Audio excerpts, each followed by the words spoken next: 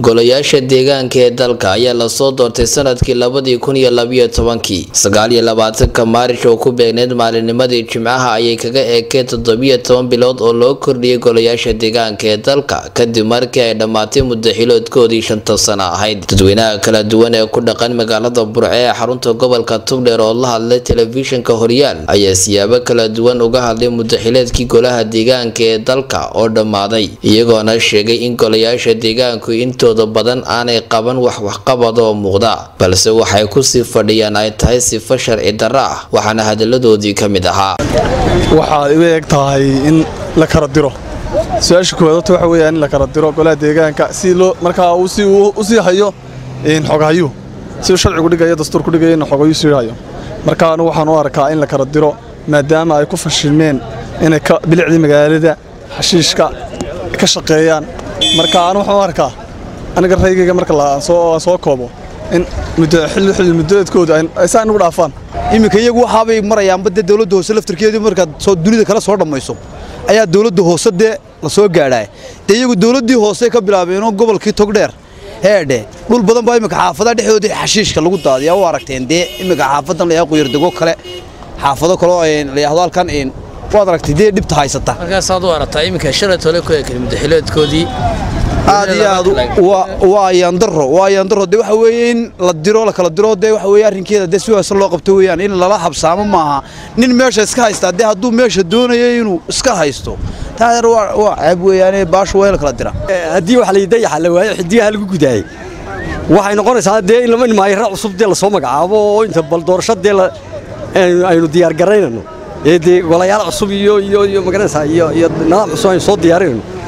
waxay noqonaysaa in maariyo cusub la soo magacaabo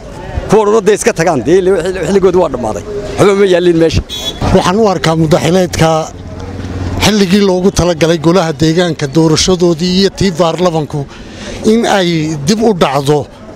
waxa mas'uulka ah golaha guurtida oo kala reebay muddo kordhintii dastuuriga ahayd ay xaq u lahaayeen inanba doorasho emergency ay qabtaan ama muddaxileedka golaha deegaanka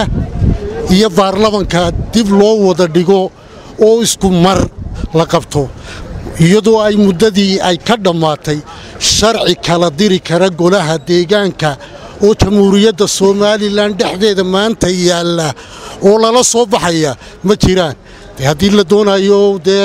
awoodda cidda gacanta ku haysa siday doontaha ka yeesho, laakiin dambiile golaha guurtida ayaa dambiile ah. mugdi baan u arkaa mugdi inay ka dareeraan ka urursadaan sanadada meesha u yaaliyo buwaagta weeyaan aad eedka dhamaaday iminka soo afko golaha deegaanka lagu la doonayay in lagu kala diro bulshaduna lagu eedeynayay in magaranaysa leeyahay in la kala diro. anigu inaad horta ra'yi baan qabaayo uma arko in la kala dirayo in la kala dirana ma qabo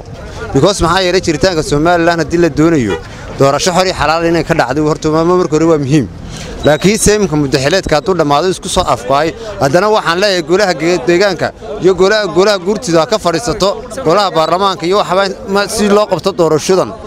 ha dhacdo inay muddo kordhin helaan si fursadooda u hirgeliyaan inay wixii ka qabyaaba si dhamaystirtaan. waxaan u jeedinaynaa golaha deegaanka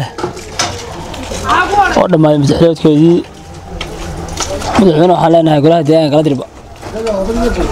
kala dirba waxba faa'iido badan ma laha. golaha deegaanka waxaa nasiib darro ku ah in doorasho dhacweydo madaxweyne Muuse Biixi Cabdi oo aad kuwaad iska leh oo hay'adda doorasho soo qabto umada doorasho soo hirgeliyo isaga aad saaran tahay golaha deegaan aad male cid kale aad male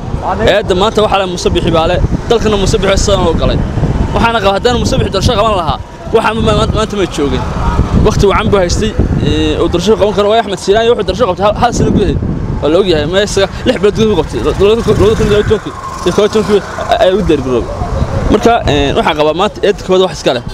madaxweynaha maanta dalka haysta. sanadkii 2017 ayay kaga eekeed golayaasha deegaanka ee dalka muddo xileedkoodii, balse xukuumadii hore ee madaxweyne Siilaanyo ayaa u kordhisay 17 bilood iyadoona 17kii bilood ay dhamaadeen 29 Maarish. Cabdilaahi Maxamuud Muuse Xudayfi, Horyaal TV, Burco.